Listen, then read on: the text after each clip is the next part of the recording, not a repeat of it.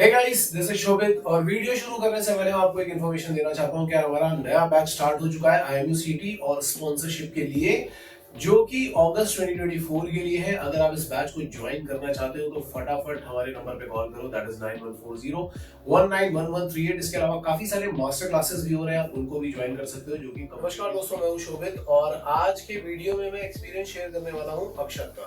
So Akshat, first of all introduce yourself. Good morning everyone, this is Akshit Sharma from Meerut, Uttar Pradesh. I have completed my class 12th from CBSE board with an overall percentage of 88.9 and my PCM percentage is 75.6 and I am selected in fleet management.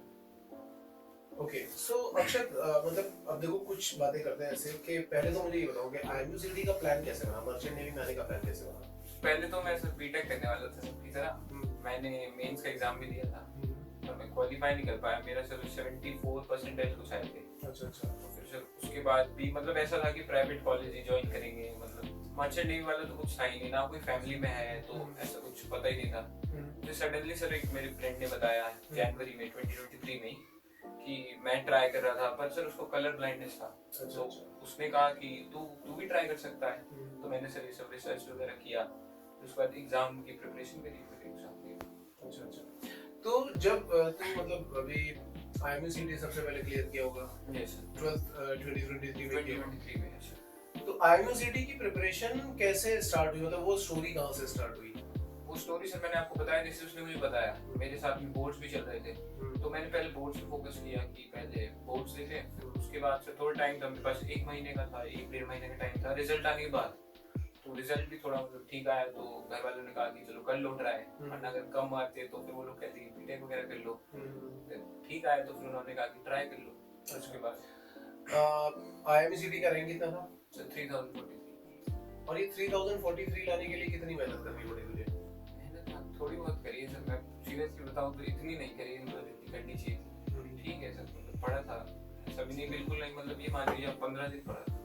अच्छा, कितने question attempt किए थे और तुझे क्या लगता है कितने सही रहे होंगे? मैंने 155 किए थे। फिजिक्स नहीं आती मुझे, फिजिक्स में प्रिपेयर नहीं कर पाया था, मतलब इतना तो फिजिक्स नहीं आती थी समझ में। तो फिर उसके बाद 155 किए थे, मुझे लगा 130 ठीक हो गए। मतलब 120 भी ठीक माने तो हम ये मान सकते हैं कि 110 नंबर तक की रैंक आ सकती है। अच्छा, दूसरी बात ये कि स्पॉन्सरशिप क्यों नहीं किया उस बैच में? सर पता ही नहीं था स्पॉन्सरशिप वगैरह सर, मैं तो काउंसलिंग के लिए चला गया था आईएमयू की। ओके। मतलब एक मेरे भैया की फ्रेंड थे, उन्होंने मुझे गाइड किया ये सब, मतलब मुझे कुछ पता ही नहीं था, उन्होंने गाइड किया कि काउंसलिंग वगैरह ट्राई करो। मतलब उनके टाइम पे ऐसा था कि आईएमयू कैंपस इज बेस्ट होते थे, काफी पहले की बात कर रहा हूँ मैं, मतलब 2004। ठीक है, तो उन्हें कुछ पता नहीं था, तो मैंने भी फिर आईएमयू कैंपस की काउंसलिंग फीस भर दी। उसके बाद ये अच्छा था कि मैंने डीएनएस की नहीं भरी थी, सिर्फ बीएससी के लिए 3 कॉलेजेस चूज किए थे, वो कोची, नवी मुंबई और एक और था कोलकाता। तो अच्छा है कि नहीं आया, वरना तो अब मुझे अगर आ गया होता तो तू फंस गया होता, कहीं बर्बाद ही हो जाता था क्या ही।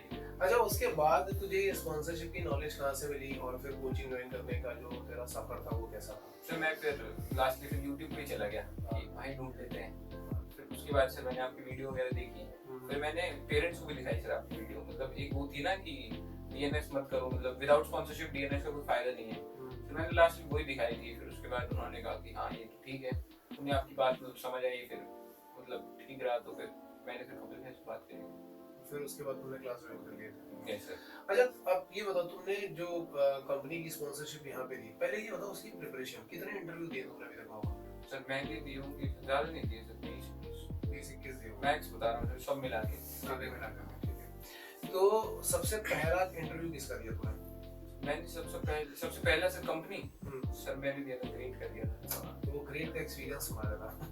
सर एक्सपीरियंस तो अच्छा था, पहला इंटरव्यू था, मुझे तो लगा नहीं होगा, पर सर घर वालों ने कहा कि बेस्ट ट्राई करो अपना, क्या पता हो ही जाए। उसके बाद सर मुंबई वगैरह गए, खर्चा वर्चा किया काफी, उसके बाद सिलेक्शन भी हो गया। तो मैंने घर पे बताया, वो तो खुश हो गए कि अब तो हो ही गया, अब घर आ जाना सीधे। मिठाई बंटवा दी उन्होंने सब। फिर अगले दिन मेडिकल था, मैंने पैसे वैसे मांग लिए, मैंने कहा 6000 है मेडिकल फीस, मम्मी कहती कोई बात नहीं मैं 8000 भेज देती हूँ, तू बता मैं 10,000 भेज देती हूँ। मैंने कहा नहीं आप उतना ही भेज दो। फिर क्या फायदा हुआ, आए वापस सब सही था, मैंने सोचा था मैं घर ही चला जाता हूँ डायरेक्ट, तो घर चला गया मैं। उसमें मेरिट लिस्ट में मेरिट लिस्ट में तो अपने 15 बच्चों में से किसी का ही नाम नहीं आया। अच्छा, अब जैसे तेरा ग्रेड का तो ये हो गया बड़ा डिप्रेशन वाला फेज, फिर इसके बाद किसका इंटरव्यू दिया? इसके बाद सर एंग्लो का दिया था। ये ग्रेड वाले फेज से निकलने में बहुत टाइम लग गया, पर सर एग्जाम तो क्लियर हो गया था, फिर इंटरव्यू था मेरा।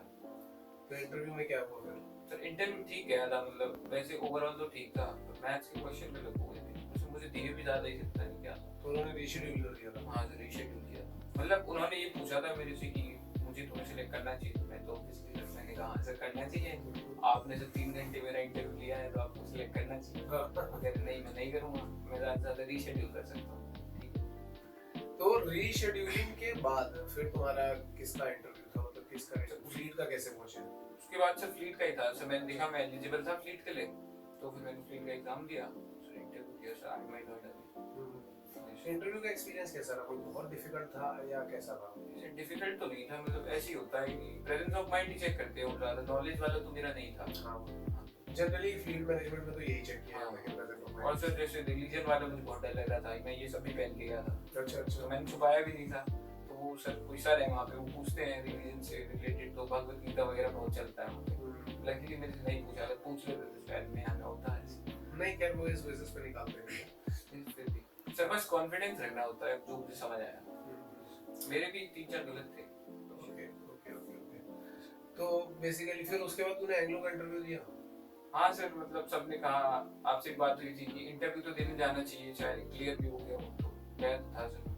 फिर उन्होंने पूछा 1 महीने में क्या किया, मैंने कहा कि फ्लीट वगैरह का इंटरव्यू दिया था। तो फिर उन्होंने कहा कि फ्लीट भी अच्छी कंपनी है, उन्होंने ये कह दिया कि अगर हम तुम्हें अभी सिलेक्ट करेंगे तो ऑगस्ट बैच में शिफ्ट कर देंगे, क्योंकि उनकी सीट्स ऑलरेडी फुल हो गई थी। तो उन्होंने कहा कि फ्लीट के रिजल्ट का वेट करो और मैं अपनी मेल आईडी प्रोवाइड कर देता हूँ, अगर फ्लीट से कुछ दिक्कत होती है, कुछ भी मेरिट लिस्ट निकाल देते हैं तो मुझे इन्फॉर्म कर देना, मैं रीशेड्यूल कर दूंगा और तुम ऑगस्ट में शिफ्ट कर दो। Okay okay okay. So basically देखा जाए तो जर्नी कोई बहुत ज्यादा अप एंड डाउन वाली नहीं थी, बस एक अप एंड डाउन जो था, जो एक डिप्रेसिंग फेज था, वो ग्रेट ईस्टर्न वाला था। तो सर उसके बाद खुश नहीं हुआ कभी, मतलब अब लास्ट में जब मेल आ गया तब खुश हुआ, क्योंकि मैं ग्रेड के टाइम बहुत ज्यादा खुश हो गया था। हाँ।